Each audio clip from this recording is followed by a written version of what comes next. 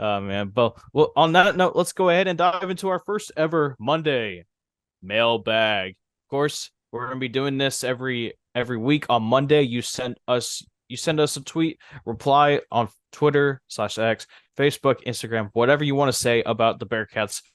We will let your thoughts be heard right here on the Sam Houston Sports Talk Podcast. And let's go ahead and start off with this. We think we got quite a bit. We got some. Got Scroggins' biggest fan at not Keaton Scroggins from X/Twitter. It's time to go over each football game and predict each outcome. I believe in y'all. We're not going to do that here. That's going to be something safe for a special podcast/video that's going to come out later on in the summer. But once we get closer to the season. Yes. And I don't know, you don't have too much faith in us. We're probably going to be wrong. Very wrong. Well, probably. Beernut's asked me a question. And it kind of goes along same with it. The same kind of theme. What's the best overall record you could see us going and the worst? I You get what mean, I'm saying? I feel like the only way is up after going 3-9 Well, you'd hope so. and losing 8 straight to the beginning of the season. I mean, all those overtime losses that we had, I was at all of them. I was at all of them, all of that, all at home. In your little costume. I'll cue the photo up. I'll send it to you, Colin. Yeah. Cue the photo. Yeah. It's probably going to stay on the top right so people can just keep looking at it. Man, it was beautiful. It was beautiful. It was a beautiful day. It was a great game. We just fell a little short there against FIU. Yeah. Yeah. Up next, we got Walker Yonick's biggest fan at SHSU football fan. I'm sure he was Keegan Shoemaker's biggest fan, but then became Coach Mudge is the GOAT, then became Walker Yonick's biggest fan. He said, I'd love to hear your thoughts on basketball last year. Some big pickups already. Do we compete again next year? And also, how awesome is Coach Mudge and the coaching staff? We kind of already touched on this a little bit. I mean, last year was beyond expectations. Was not expecting the regular season when it comes to the conference part of the schedule. Of course, like you said, Luke, it was a heartbreaking end. Just couldn't hit your free throws at the end.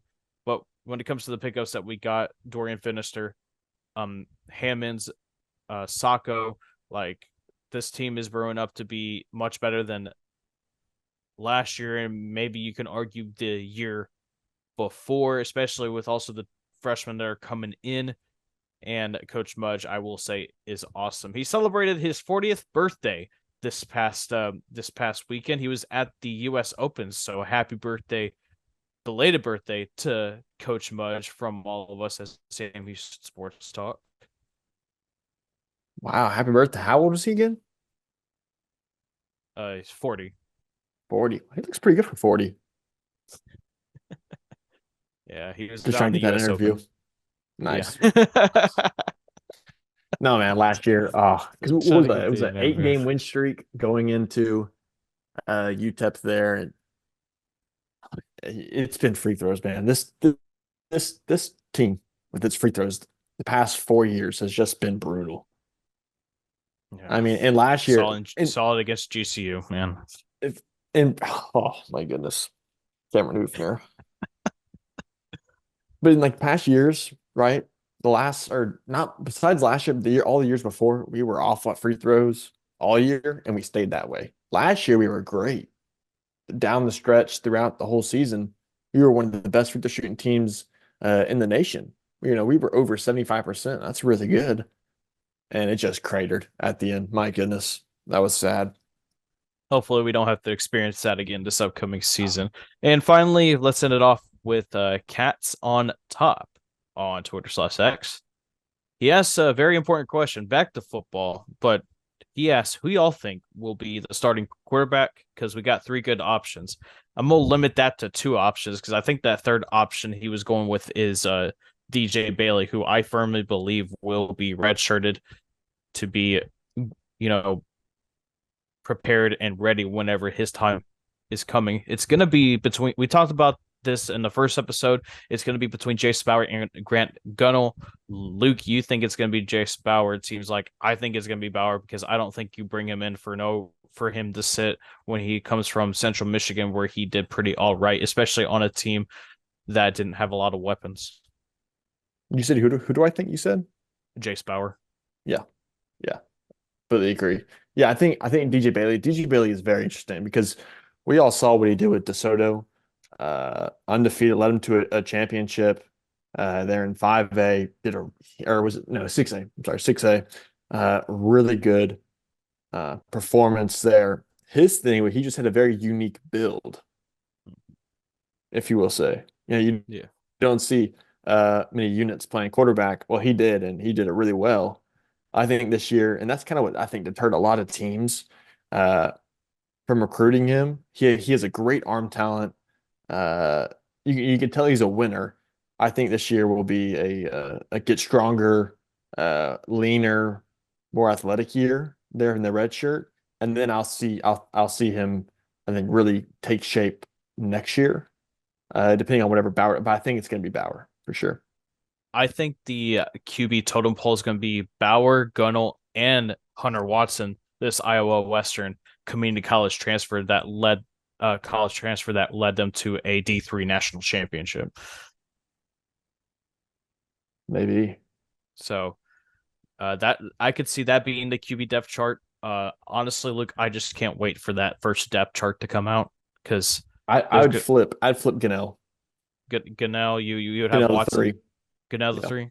Okay, I didn't like it's what he gave us last year. yeah. But of course, I think that's the third good option that Cats on Top was talking about. Maybe he was talking about Hunter Watson.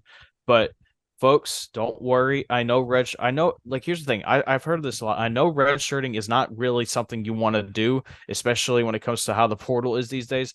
But if DJ Bailey wants to develop into something really good, he's gonna have to take the red shirt right now. And I don't think and like I said, you don't bring in Jace Bauer for nothing. Completely That's agree. how I feel There's a about it. reason we went out and got Bauer. He's played big D1 ball, played in the MAC. He's played, like I said last episode, he's played on these middle of the week games, which is it's a different type of schedule than every Sunday or a Friday and mostly Sundays. He knows what it's like playing against Akron on a Tuesday night. Not many people can say they've done that. And of course, the most impressive game of last year was going on the road to South Alabama after they defeated Oklahoma State. And South Alabama was on a very big upward trend, but then Jace Bauer in Central Michigan ruined that very nice beginning to a season for against the Jaguars when he popped off against them, scoring all of the touchdowns, I believe, for Central Michigan, the Chippewas. Yeah, he's big. He's a big guy too. And he's got 220. and his arm is really good. That's the one thing that I've really liked was his arm talent was significantly better. I mean, no disrespect to Keegan Shoemaker, but Now he couldn't throw the ball. about you kind of had to hold your breath sometimes when Keegan threw the ball, and he would miss a lot of wide open reads, especially when tight ends are running a seam route over the middle. He would sometimes miss that. Yeah, I yeah. saw Well, I saw a couple of times against Western Kentucky. Man, it was kind of annoying. I mean, it was a struggle with just dumping it off, to 5 yard outs, right, or to the running back, right, or to anyone. It was just tough to watch. Yeah. But that being said, he did get much better throughout the whole year. He did. He did get better down the line. He did. He made some fantastic plays, especially against Kennesaw State, La Tech, and Middle Tennessee. So You could say that we're probably two throws away from beating BYU that first game up in Provo. we're a couple throws. We're a couple of nice plays away from playing in a bowl game. Yeah, oh, for sure, for sure.